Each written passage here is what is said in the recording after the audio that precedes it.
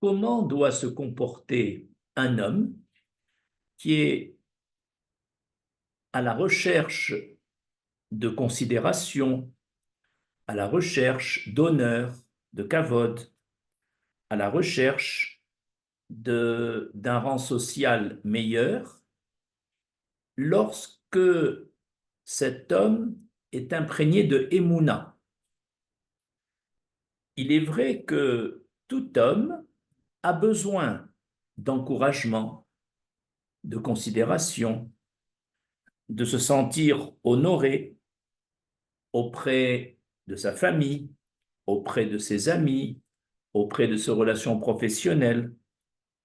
Cependant, il existe un grand principe de Emouna énoncé dans le Talmud Hérouvine à la page 13b, Kol amechazer à la Gdoula, Gdoula borechet mimeno. Tout celui qui poursuit la grandeur, la gloire, les honneurs, eh bien, cette grandeur, cette gloire, ces honneurs fuient cette personne. Et inversement, Vekol aboreach min agdula, agdula mechazeret acharav. Et quiconque fuit la grandeur et les honneurs, eh bien, la grandeur et les honneurs le poursuivent. En d'autres mots, celui qui court à la recherche des honneurs voit les honneurs le quitter. Et lorsqu'un homme, au contraire, fuit la recherche d'honneur et de kavod, eh bien, les honneurs le poursuivent. En d'autres mots, la recherche du kavod ne va pas de pair avec l'obtention du kavod. Nous allons, à ce propos, raconter un petit marassé. Un jour, un talmide, un élève, va auprès de son maître et lui dit: Maître, tu m'as appris que lorsque on fuit les honneurs te poursuivent. Eh bien, ce n'est pas ce que j'ai constaté. J'ai tout fait pour fuir les honneurs et les honneurs ne m'ont pas poursuivi. Le maître lui dit: mais et comment sais-tu que les honneurs ne t'ont pas poursuivi? Il répond: eh ben, je me suis retourné et j'ai vu que rien n'a changé. Alors le maître lui dit: justement, en te retournant, ça prouve ton souci d'être honoré. Tu t'es dit: je vais appliquer la règle de mon maître, je me retourne. En te tournant, tu n'as pas trouvé les honneurs parce que tu les as recherchés en te tournant, et donc ainsi, non seulement les efforts pour rechercher le kavod sont des efforts vains, et même le souci d'être honoré peut faire fuir les honneurs. De plus, le Talmud Berachot, à la page 58a, dans ce Talmud, Rabbi Yochanan a dit: Afilou Resh Gar Geta, même le chef des puisetiers,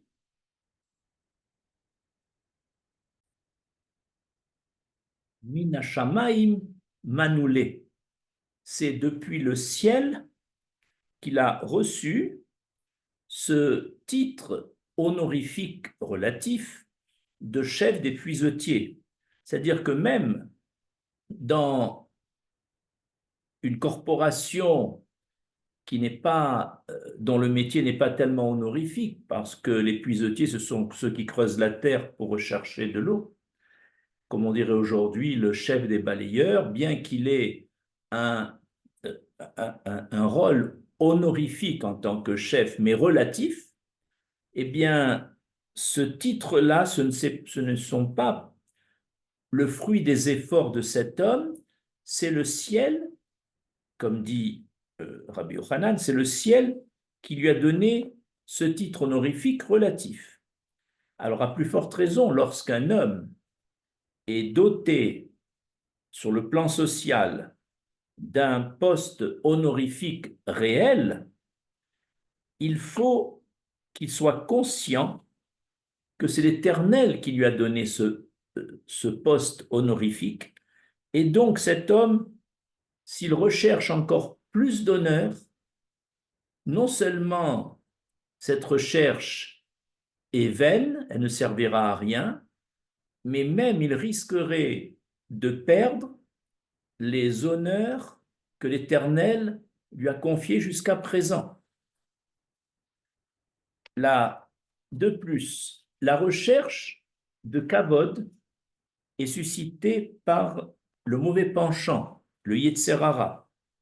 Comme dit Rabbi Chaim Luzzatto dans son Sefer Mesilat Yesharim, la recherche de kavod, la recherche d'honneur, bouscule le cœur de l'homme, donc bouscule son intériorité, encore plus que l'attirance des plaisirs et des convoitises du cœur.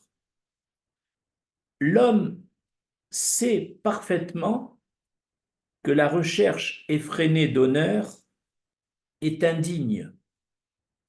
La preuve, c'est que chaque fois qu'il recherche les honneurs, il se sent obligé de masquer cette recherche par des arguments nobles. Par exemple, le politicien qui est à la recherche de pouvoir, d'honneur, va dire, je ne recherche pas les honneurs, je ne veux faire que le bien pour, pour mon peuple. Et c'est comme ça que ça fonctionne, c'est-à-dire que pour rechercher les honneurs, on finit par se mentir à soi-même. Enfin, le Pirkei Avot dit, dans une Mishnah, qu'il y a trois choses qui perdent l'homme. La ta'ava, la recherche effrénée des plaisirs, la kin'a, la jalousie, et la recherche du kavod. Ces trois éléments sont susceptibles de faire perdre à l'homme son monde futur, d'où la gravité d'être à la recherche de kavod. Nous allons illustrer le principe qu'on a énoncé au début de ce cours, que tout celui qui recherche le kavod n'arrive pas à l'obtenir et peut même perdre le kavod qu'il a déjà. Et celui qui le fuit, au contraire, aura ce kavod. Et nous allons illustrer ça par deux exemples. D'abord, l'exemple de Sarah Imeni.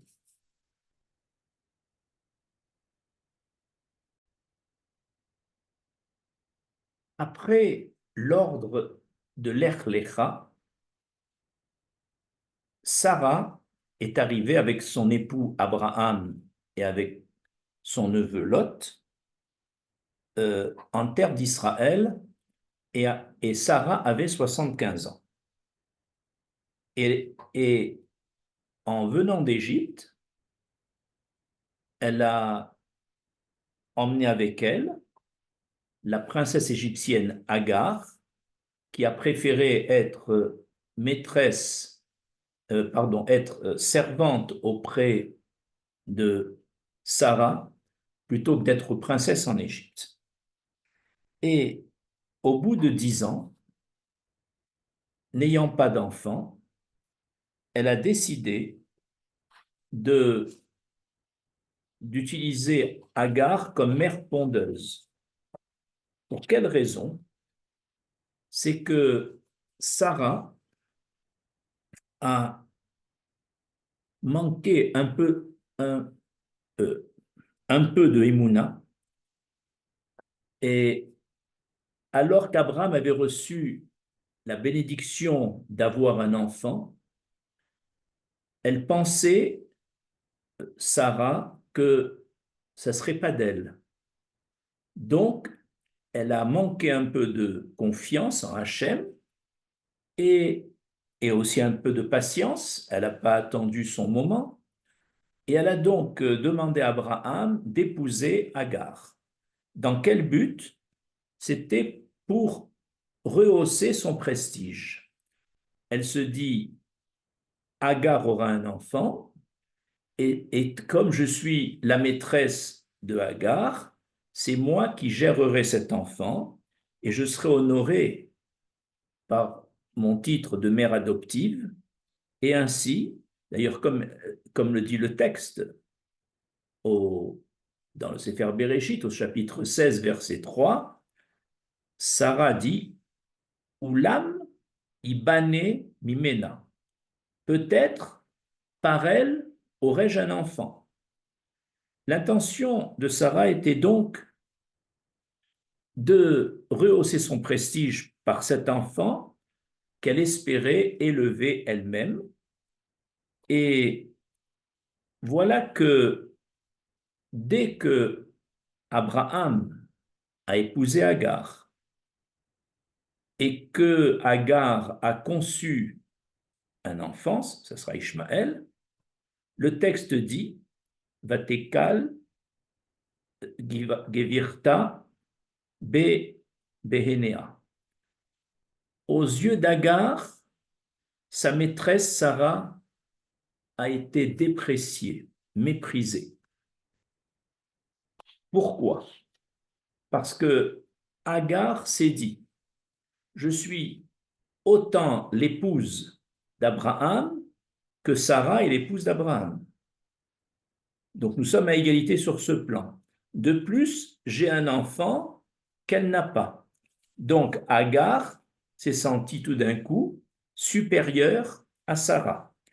Et donc la relation entre Sarah et Agar a été totalement inversée dès que Agar était enceinte. Et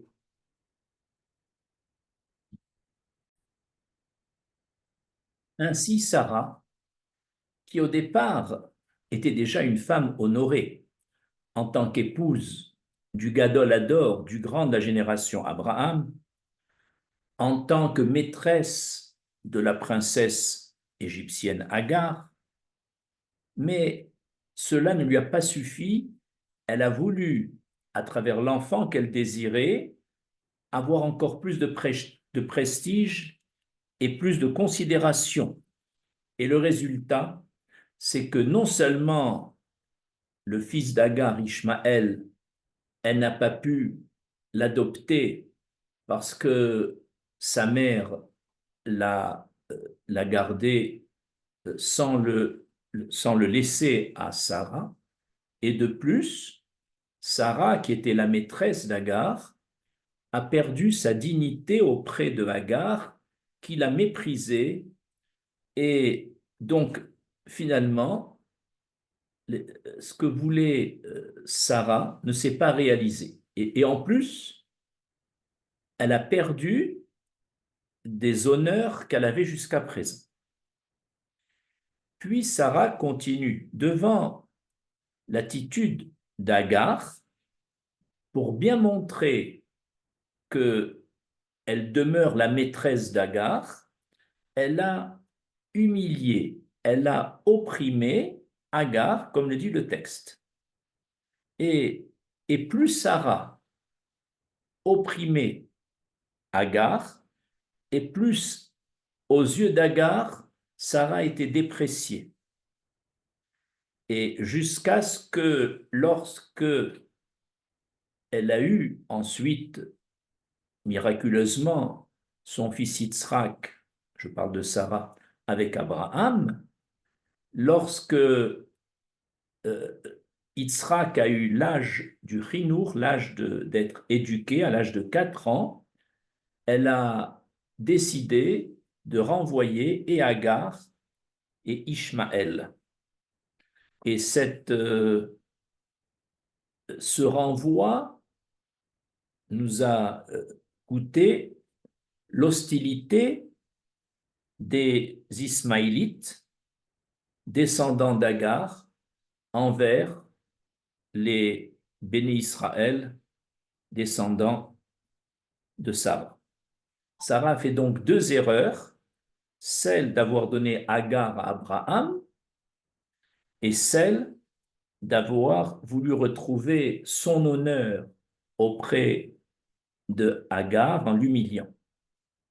On a ici un exemple frappant que la recherche de Kavod de Sarah s'est terminée par un échec et en plus, elle a perdu le Kavod initial qu'elle avait auprès de Agar. Nous allons donner un second exemple d'illustration, c'est le cas de Avshalom, fils de David Améler. Rabbi Abin a dit dans le Talmud Berachot à la page 64a, à la dernière page du Talmud Berachot, Kol adochek et ashara, ashara dochakto. Tout celui qui est pressé d'obtenir ce qu'il désire, le temps le pressera.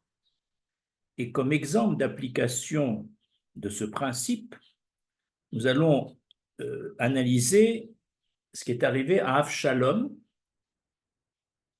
Avshalom, avide d'honneur, s'est révolté contre son père David Améler, le roi. Il s'est ligué avec les amis de son père afin de lui retirer la royauté et de devenir roi. Il a même attenté aux concubines de son père et a même cherché à tuer son père David. Ainsi, Avshalom, qui désirait prendre le pouvoir, a bousculé le temps au lieu d'attendre patiemment son tour.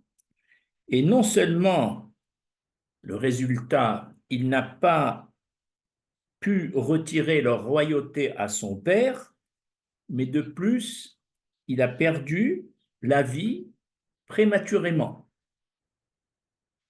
Ainsi, Avshalom, pressé d'atteindre les honneurs, c'est le temps qu'il a pressé et il a tout perdu. C'était donc un Abshalom, c'est l'exemple d'application d'un homme qui a recherché les honneurs à outrance. Non seulement il n'a pas eu cet honneur, il a même perdu la vie. Et Avshalom est l'exemple même de tout celui qui est pressé d'obtenir quelque chose, le temps le presse. Rabbi Abin a dit également, dans le Talmud Brachot, Vekol anitre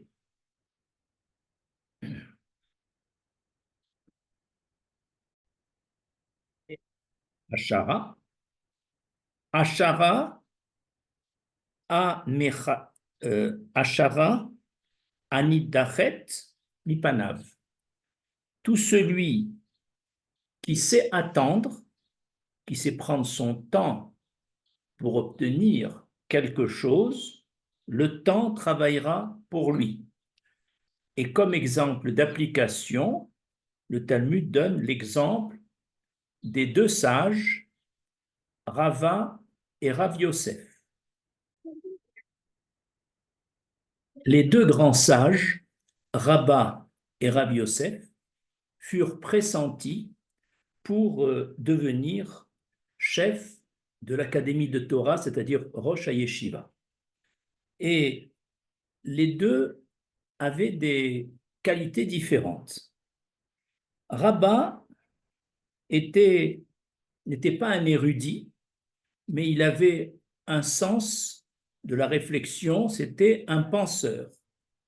Tandis que Rabbi Yosef était rempli de connaissances de Torah, c'était un érudit.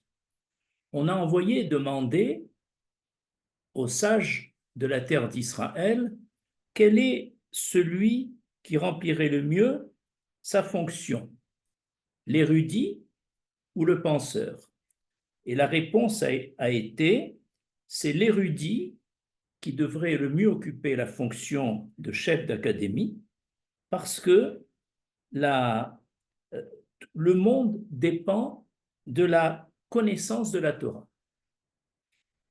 Et donc, Rabbi Yosef a été convoqué pour être le chef de l'académie puisque c'était un érudit.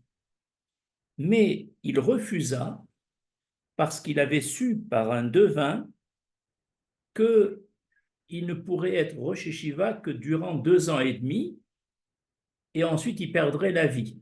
Donc il a refusé, ne voulant pas mourir jeune.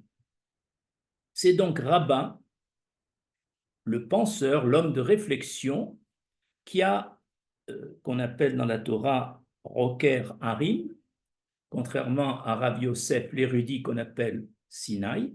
C'est Rabbin qui a donc pris le poste de chef de l'académie. Et il le resta pendant 22 ans. Et ensuite, au décès de Rabbin, c'est Rav Yosef, le Sinaï, l'érudit, qui lui succéda. Et effectivement, il garda cette fonction durant 2 ans et demi avant de quitter ce monde, comme l'avaient prédit les devins. On voit ici donc que Rav Yosef n'a rien perdu pour attendre. Il a bénéficié de 22 ans de vie de plus en attendant qu'il soit nommé. Donc, Rav Yosef obéit bien au principe Vekol anitre mipne ashara, ashara nidechet mipanav. Tout celui qui sait attendre son heure, le temps travaille pour lui. En conclusion de cet exposé, un homme de Emouna, par rapport à la recherche d'un poste élevé, d'un poste honorifique, de la recherche de façon générale de la gloire, des honneurs, un homme de Emouna doit être convaincu qu'il n'a pas à rechercher la gloire et le kavod. Il faut laisser faire l'Éternel. Au moment où l'Éternel veut lui donner ses honneurs, il les lui donnera.